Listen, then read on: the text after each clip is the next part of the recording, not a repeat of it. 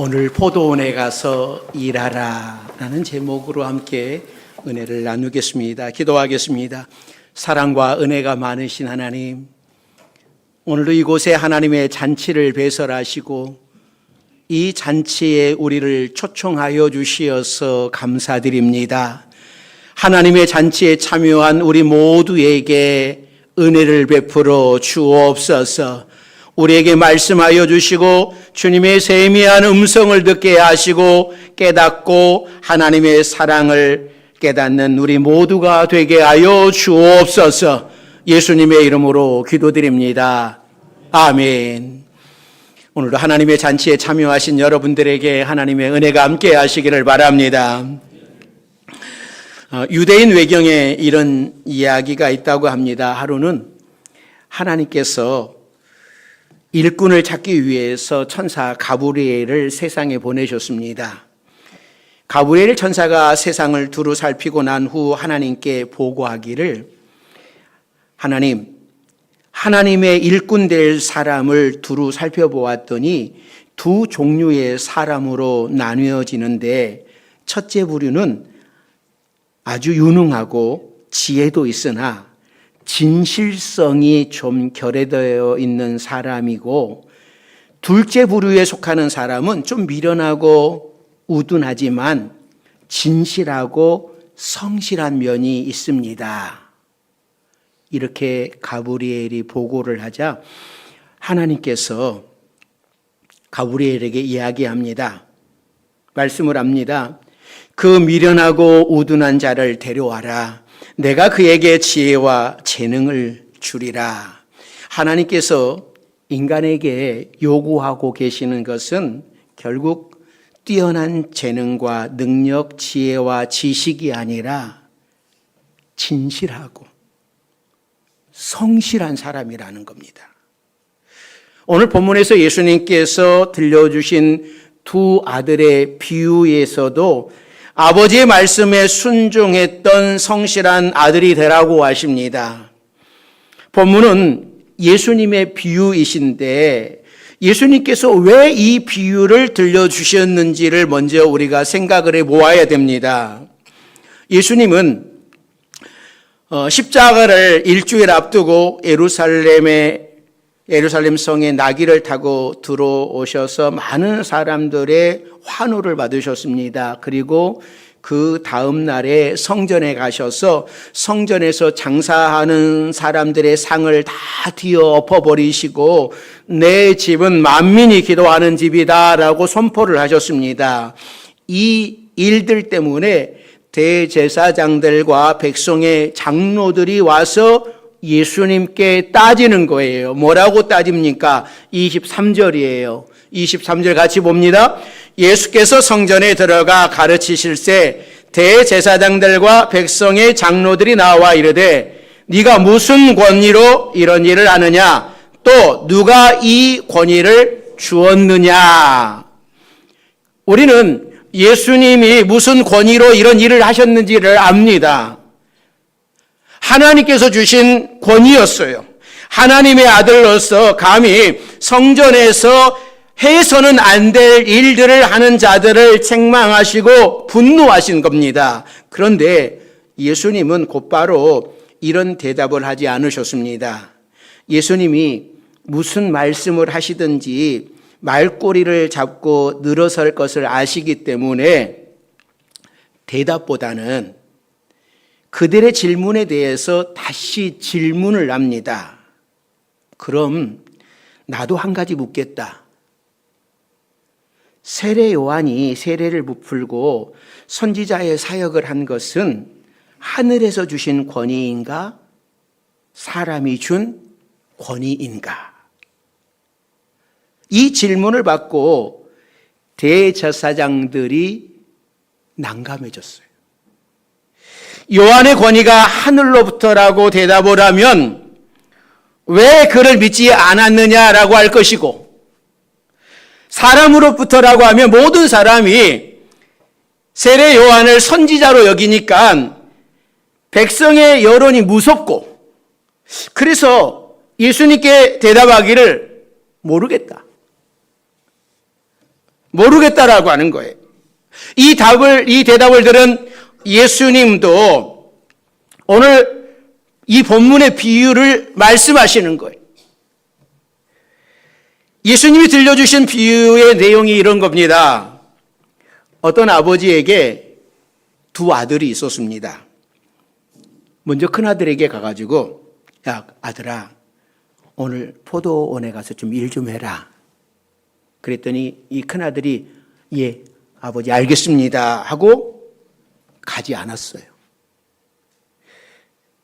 그래서 둘째 아들에게, 아들아, 네가 좀 포도원에 가서 좀 일 좀 해라 그랬더니, 아버지 제가 왜 가요? 아예 안 가요. 그러다가 안 되겠다 싶었는지 이 둘째 아들이 뉘우치고 가서 일했다고 하는 겁니다. 이 비유에서 첫째 아들은 예수님께 도전하는 바리새인과 서기관들, 당시 유대 종교 지도자들을 의미하는 겁니다. 그들은 겉으로는 하나님의 말씀에 순종하는 것처럼 보였고 또 하나님을 사랑하는 것처럼 보였습니다. 그러나 실제로는 하나님이 보내신 예수님을 거역하고 도전했습니다. 그리고 둘째 아들은 이방인과 세리와 창녀들을 뜻해요. 이들은 하나님의 말씀대로 살지 않았습니다. 남들 보기에도 온갖 죄를 다 짓고 사회 밑바닥에서 사는 것처럼 살았어요. 그러나 이들이 예수님을 받아들이고 예수님을 하나님의 아들로 인정을 했습니다.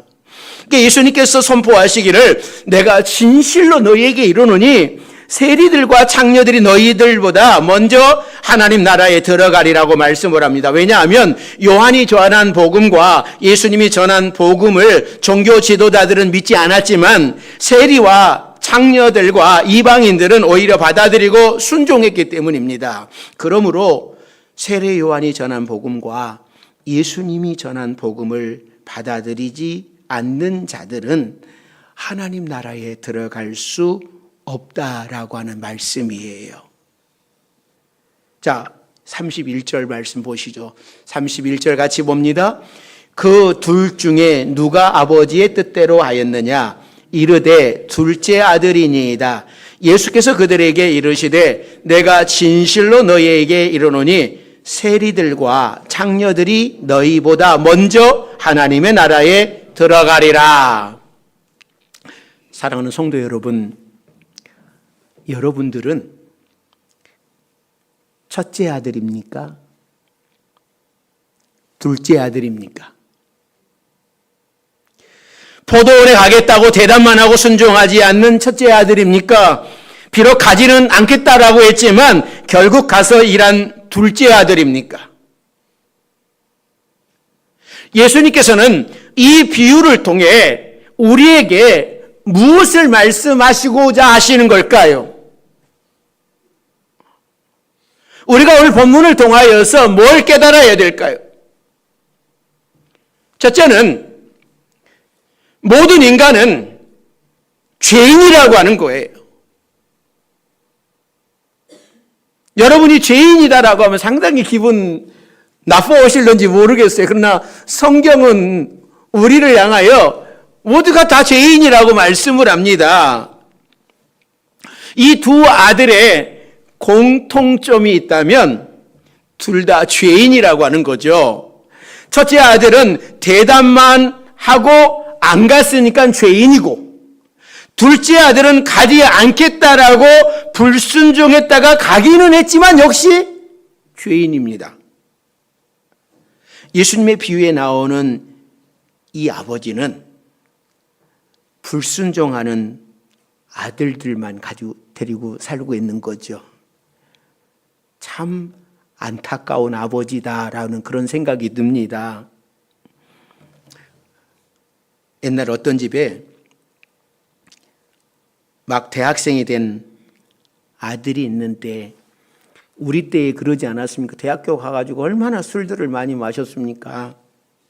선배들이 주는 술 마시고 그렇게 지냈잖아요. 이 아들이 매일 술 마시고 들어오는 거예요. 처음에는 아무 말 안 했는데 하도 그러니까 이 부모님도 술 마시고 오는 그 아들 못마땅한 겁니다. 그래서 눈치를 주는 거죠. 오늘도 어느 때와 마찬가지로 술을 고주망태가 될 때까지 마신 아들은 오늘은 내가 집에 들어가자마자 내가 공부하는 척 좀 해야지 하는 마음으로 들어왔어요. 그래서 자기 방으로 얼른 들어온 아들은 방 안에서 가장 두꺼운 책을 들고 책상에 앉았습니다. 그랬더니 곧이어 방 안에 들어온 어머니가 하는 말이 전화번호부 거꾸로 보지 말고 잘하자. 요즘 사람들은 모르겠지만 예전에는 집에서 전화번호부가 가장 크고 두꺼운 책이었잖아요. 그러니까 이 아들들은 참 부모 속을 잘 썩입니다. 여러분들은 이런 불순종하는 아들을 둔 불쌍한 부모가 아니라 착한 자녀를 둔 행복한 부모님들이 되셨으면 좋겠습니다. 더불어서 우리도 하나님의 자녀로서 하나님을 행복하게 해드릴 수 있는 자녀들이었으면 좋겠습니다. 예수님이 들려주신 비유에서 이 아버지에게 아들이 하나 더 있었으면 좋겠다라고 하는 그런 생각을 한번 해봅니다. 큰 아들은 간다고 하고 안 간 아들, 둘째 아들은 안 가, 왜 가 하면서 갔던 아들이었지만 세 번째 아들은 네 아버지 갈게요, 제가 도와드릴게요. 그런 아들이 있으면 여러분 얼마나 좋겠습니까? 처음부터 아버지가 포도원에 가서 좀 도와달라고 했을 때에 가겠다고 대답하고 순종하는 아들, 이런 사람이 진짜죠. 우리 성도들은 모두 셋째 아들이 되시기를 바랍니다. 그런데요, 불행하게도 세상 사람들은 처음부터 끝까지 줄곧 순종하는 사람이 흔하지 않습니다. 그래서 예수님의 비유에 의인과도 같은 셋째 아들이 등장하지 않는 거예요. 천국은 자칭 의인이 들어가는 곳이 아니라 회개한 죄인이 들어가는 곳이에요.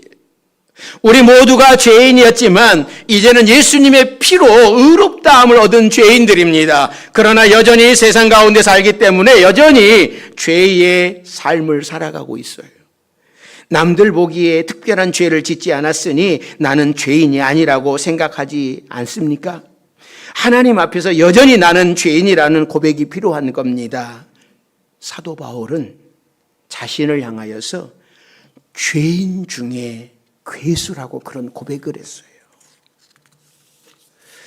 예수님의 피로 구원받았지만 여전히 죄의 유혹에서 벗어나지 못하는 우리는 죄인 중에 괴수와 같은 심정으로 하나님 앞에 엎드려야 되는 겁니다. 두 번째는 하나님은 회개하기를 바라십니다. 예수님은 포도원에 가겠다고 했지만 가지 않으면서도 회개하지 않고 제멋대로 사는 첫째 아들 편을 들어주지 않으셨습니다. 비록 불순종하기는 했지만 뉘우치고 나중에라도 가서 일해야 됩니다. 그러니까 큰아들은 아버지의 말씀대로 공손하게 네 하고 대답을 했습니다. 아버지의 마음을 불편하게 해드리지 않았습니다. 그러나 큰아들은 위선자였어요. 다분히 처세적이었습니다. 겉으로는 순종하는 것 같았지만 순종하지 않는 사람이었어요. 여러분, 우리의 모습을 한번 뒤돌아봅시다. 우리 안에 큰아들과 같은 위선은 없습니까? 거룩하게 살고 싶지만, 사랑하면서 살고 싶지만, 교회에서 봉사도 잘하고 싶고 남들에게 잘하고 싶지만, 그러나 말로만 하고 실제 행위로는 나타나지 않는 사람들, 주님 뜻대로 살겠다고 다짐하고 말로는 고백을 하면서 실제로는 내 생각대로 나를 위해서 사는 성도들, 이런 성도들이 바로 큰아들과 같은 사람들입니다. 예수 믿고 천국 백성이 되었음에도 오늘도 맏아들처럼 말로만 하는 크리스천들이 많습니다. 겉으로는 신앙생활을 잘하는 것 같은데 실제로는 하나님과 상관없이 사는 사람들이 많습니다. 강단에서 기도하라고 말씀 중심으로 살자고 아무리 외쳐도 쇠기의 경읽기나 마찬가지인 것처럼 느껴질 때는 참으로 답답한 마음이 들기도 합니다. 여러분, 우리 자신이 바로 맏아들과 같은 사람인지 모릅니다. 죄와는 상관없는 것처럼 살고 있는 우리들이 어쩌면 교도소의 죄인이라고 낙인 찍힌 사람들보다 하나님 앞에 더 큰 죄인인지 모릅니다. 세례 요한은 바리새인들과 사두개인들이 세례받겠다고 나오는데 그들을 향하여서 이 독사의 자식들이라고 합니다. 회개하지 않으면 심판 면하지 못한다고 선포를 했어요. 우리가 뼈아프게 들어야 할 말씀입니다. 가장 종교 생활을 잘한다고 하는 바리새인들과 사두개인들을 향하여서 독사의 자식들이라고 외쳤던 세례 요한의 경고가 지금 우리들에게도 들려줘야 됩니다. 우리 주님께서는 우리가 회개하기를 바라십니다.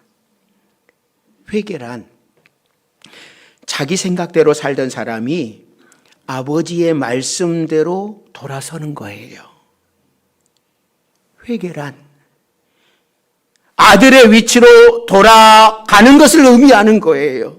우리가 지금 자기 위치에서 어긋난 생활을 하고 있다면 다시 하나님의 자녀로 돌아와야 되는 겁니다. 가출했던 자녀가 부모의 마음을 아프게 했지만 다시 돌아오면 부모는 아무 조건 없이 받아줍니다. 돌아오기만 하면 됩니다. 회개하기만 하면 됩니다. 회개하는 자를 하나님은 너무나 사랑하시지만 회개하지 않는 자는 내치십니다. 사랑하는 성도 여러분, 하나님 앞에 부끄러운 모습을 갖고 있지는 않습니까? 좀 전에 에와에서처럼 부모님 말씀대로 살고 싶어서 술을 먹고 왔으면서도 공부하는 척, 큰 책이라도 빼들고 앉아 읽고 싶은 것이 우리의 마음일 겁니다. 그러나 부모는 다 알아요. 아들이 술을 먹었는지 안 먹었는지, 아들이 책상에 앉아 있지만 공부를 하는지 핸드폰으로 게임을 하고 있는지 다 알면서도 속아주는 겁니다. 하나님께서도 다 아시지만 우리를 위해 속아주십니다. 회개하기를 기다리기 때문에 속아주시는 거예요. 내일은 회개하고 잘하겠지. 내일은 회개하고 잘하겠지 하고 기다려주시는 거예요. 이제 하나님의 마음에 무거운 짐이 되지 마시고 하나님 아버지께 행복을 드리는 거룩한 자녀들, 순종하는 자녀들이 다 되기를 주의 이름으로 축원합니다. 세 번째는요, 예수님께서는 사명을 감당하며 살라고 하십니다. 포도원에 들어가라고 하시는 것은 일하라고 하는 거죠. 포도원에 가서 놀고 먹으라고 하는 말씀이 아닙니다. 포도 수확철이니 열심히 일해서 열매를 거두라고 하는 말씀이에요. 그러니까 둘째 아들처럼 거절하고 내 마음대로 사느라 허비해버린 시간이 많았다면 이제부터라도 열심히 하라고 하는 말씀이에요. 우리는 각자 맡은 위치에서 할 일들이 있습니다. 맡겨진 사명이 있습니다. 그 사명을 감당하며 사는 것이 행복한 인생이죠. 이 사명을 잘 감당하면서 살 때에 가정에 평화가 있고요, 교회가 은혜가 있고 하나님의 나라가 든든히 서갑니다. 나는 할 수 있는 일이 별로 없다고, 나는 달란트도 부족하고 아는 것도 없어서 그저 교회 왔다 갔다 하는 것밖에는 할 수 있는 게 없다고 말씀하시는 분들이 있지만 그것도 우리의 사명이에요. 우리가 가장 중요하게 생각해야 할 사명은 하나님께 예배드리는 거예요. 하나님은 예배드리는 자를 찾으시는 겁니다. 하나님은 우리를 구원하셨을 때에 예배드리라고 구원하신 거예요. 교회에 사람이 많이 모이게 하려고 하는 말이 아닙니다. 하나님은 예배드리는 자를 애타게 찾으시는 거예요. 그저 예배 시간에 자리만 채우는 사람이 아니라 신령과 진정으로 하나님께 예배드리는 백성을 찾고 계시는 겁니다. 그러므로 우리의 사명은 예배라고 하는 사실을 잊지 마십시오. 비가 와도 눈이 와도 바람이 불어도 폭풍이 닥쳐도 우리의 사명은 예배입니다. 예배당에 찾아와서 하나님께 예배할 때에 하나님은 감격하십니다. 어려울 때일수록 더 하나님을 찾으십시오.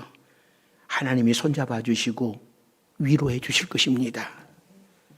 또 우리의 사명은 내가 맡은 자리에서 최선을 다하는 거예요. 엄마의 자리로서, 아빠의 자리로서, 아내와 남편의 자리로서, 부모와 자녀의 자리에서 최선을 다하며 그리스도인으로서 소금과 빛의 사명을 감당하며 사는 것이 하나님의 뜻입니다. 우리의 사명입니다. 이 사명을 잘 감당하지 못할 때에 가정이 무너지고, 가정이 무너지면 사회가 무너집니다. 그러므로 내가 내 가정을 잘 지키는 것이 얼마나 중요한 일인지 모릅니다. 그만큼 중요하다라고 하는 것은 또 어렵다라는 말이 돼요. 남편과 아내가 사랑하면서 사는 것 쉬운 것 같지만 어렵습니다. 부모님께 순종하고 자녀를 잘 양육하는 것 당연한 것 같지만 쉽지 않습니다. 결혼해서 시댁과 친정 사이에 잘하고 사는 것, 이거 못하면 부부싸움의 원인이 되기도 합니다. 그러므로 내 위치를 잘 지키는 것이 얼마나 중요합니까? 그리고 또 중요한 것은 사명은 교회 안에서 작은 일이라도 감당하면서 사는 것, 이것이 우리의 행복입니다. 그저 교회만 왔다 갔다 한다고 생각하지 마시고 마당에 떨어져 있는 휴지라도 줍고 토요일에 교회의 한 구석이라도 청소하고 남이 보지 않는 곳에서 작은 일이라도 감당하면서 사는 것, 이것이 우리의 신앙을 유지시켜주는 힘이 되고 하나님의 자녀로서 사는 행복입니다. 사명은 거창한 것 아닙니다. 주중에 보면 우리 어르신 권사님, 집사님이 오셔서 풀이 나면 그 풀을 뽑으세요. 그 날씨가 더워도 교회를 청소하고 가세요. 아무도 안 보는 것 같죠. 그런데 두 분이서 그렇게 일을 하고 가세요. 이것도 큰 일을 하고 계시는 것이죠. 사랑하는 성도 여러분, 남의 포도원 부러워할 필요 없습니다. 내게 주신 가정, 내게 주신 교회, 내게 주신 직장이 바로 내게 일하라고 부르신 포도원이에요. 내게 맡기신 포도원에서 오늘도 최선을 다하며 살아가고 하나님을 기쁘시게 하는 여러분들이 되시기를 바랍니다. 이 큰아들은 간다고 하면서 가지 않았어요. 둘째 아들은 안 간다고 하면서 갔지만 우리 파주명성교회 여러분들은 정말 셋째 아들처럼 하나님이 말씀하실 때, 예, 하나님 제가 감당하겠습니다. 나에게 주신 은혜 내가 감당하며 살겠습니다 라고 고백할 수 있는 우리 모두가 되기를 주의 이름으로 축원합니다. 기도하겠습니다. 사랑과 은혜가 많으신 하나님, 우리 모두에게 포도원에 가서 일하라고 하시는 주님의 세미한 음성을 듣게 하여 주옵소서. 간다고 대답만 하고 안 가는 큰아들이 아니라, 안 간다고 우기다가 가는 둘째 아들이 아니라 하나님의 뜻에 묵묵히 순종할 수 있는 우리 성도들이 되도록 은혜를 베풀어 주옵소서. 그래서 하나님의 마음을 시원케 하고 하나님의 마음을 감동시키는 우리 파주명성교회 모든 성도들이 되게 하여 주옵소서. 예수님의 이름으로 기도드립니다. 아멘.